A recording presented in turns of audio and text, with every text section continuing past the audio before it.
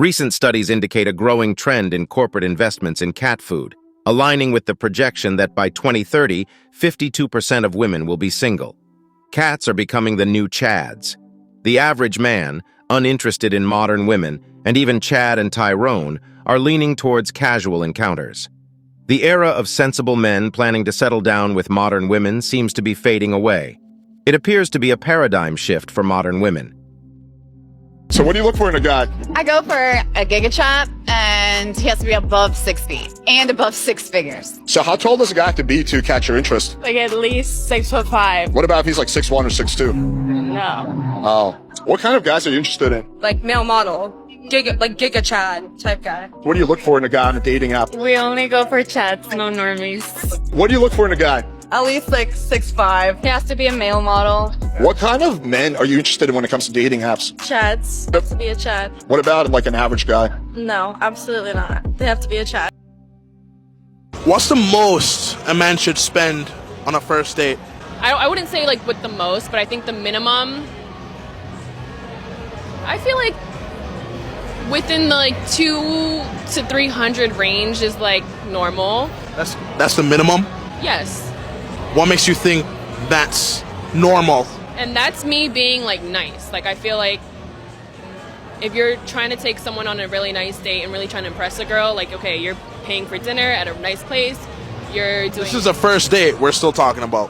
Yeah, don't you want to impress the girl on your first date? Like you want to show her a good time, get drinks, get dinner, do something else, like, I don't know. But is that realistic for a man to want to spend $300-400 the first time he's getting to know a chick? I think so. Otherwise, what are you doing? If you're not trying to impress someone, you're just like wasting your time. You're just You're just trying to screw them? What does he get in return for dropping $400 on a first date for you? He gets my attention. He gets a second date, like. How tall do you want your man to be? Over 5'9", because if he's under 5'9", then he's gay. At 20, what would you say dating is like in Miami? Ruthless.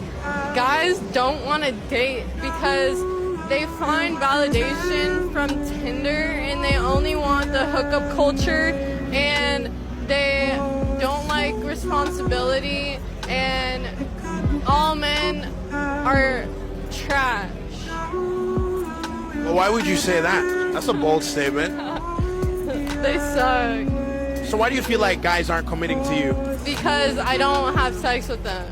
You're a virgin. No. I'm just really picky about who I have sex with. So what do you expect your man to bring? Stability and loyalty and somebody that can take care of me and protect me and... Dating used to be straightforward. Your grandfather asked your grandma out, and they got married a year later.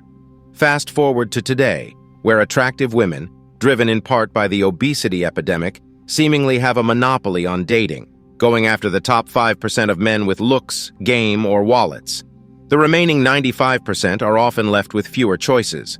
While these losers, in societal terms, are hard-working with average attributes, the women they date might be settling because they can't secure a top 5% guy. In reality, having a good average guy should be appreciated, as he's likely to value the relationship more. The top 5% of guys have abundant options, choosing from whoever they desire. So the average guy, uninterested in mastering the art of charming women, decides he has better things to do than deal with relationship complexities. Opting out of marriage, he often finds greater long-term happiness. With the smorgasbord of options, selecting whoever they fancy is easy. So the average guy, uninterested in mastering the art of charming women, decides he's got better things to do.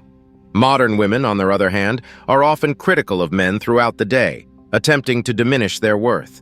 The legal system can be biased against men in custody battles and child support cases. False accusations can be damaging, and women sometimes enjoy advantages in the workplace. Despite these challenges, men are paradoxically labeled as privileged. There are numerous reasons why the MGTOW movement should be funded, similar to feminist organizations.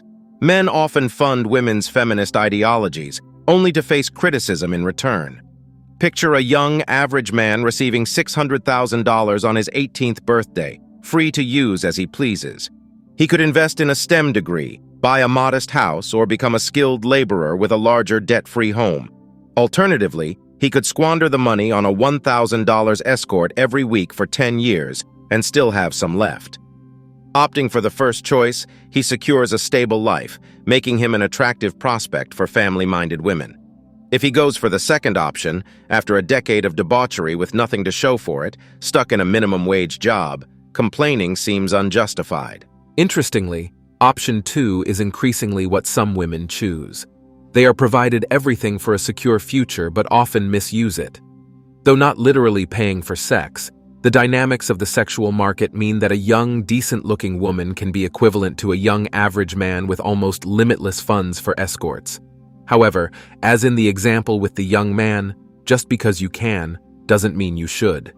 The misconception these young women harbor is that they can act as they please for a decade, and afterward, a guy will be ready to propose, maybe even someone they've kept around.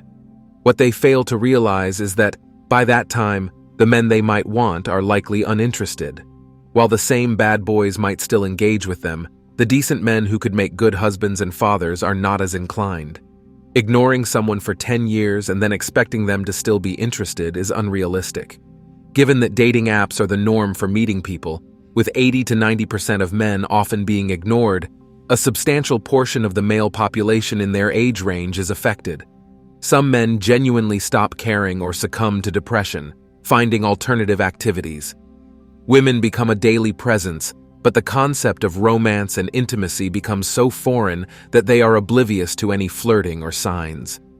After a decade of neglect, interpreting flirting becomes a challenge, and they might need the woman to take the initiative.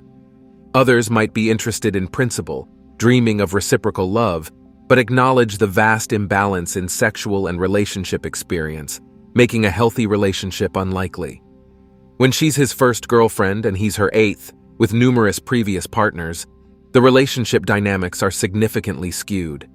He seeks love, while she may view the relationship as a means to an end, settling for any guy who isn't unpleasant to look at and has financial stability.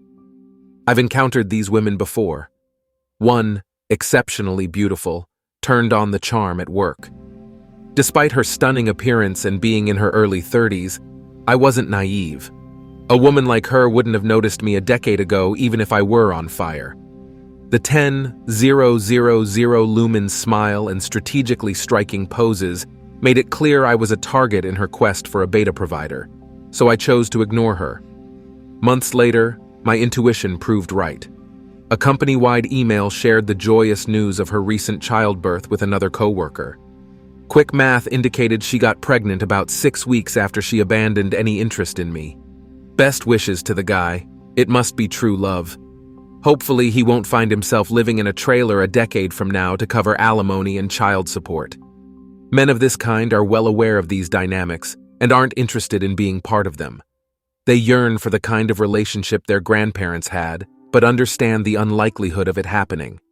A relationship where he sees her as his girlfriend, while she considers him her current boyfriend, isn't built to last.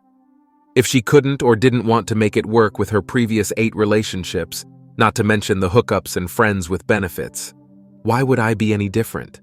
Any sane guy would ask himself that, and the rational answer is, I won't be. And that's it for today on Sigma Traits. Make sure you hit that like button, smash that subscribe button, and don't forget to ring that notification bell so you can be the first to know when my new video drops. Let us know your thoughts in the comments below. See you all tomorrow.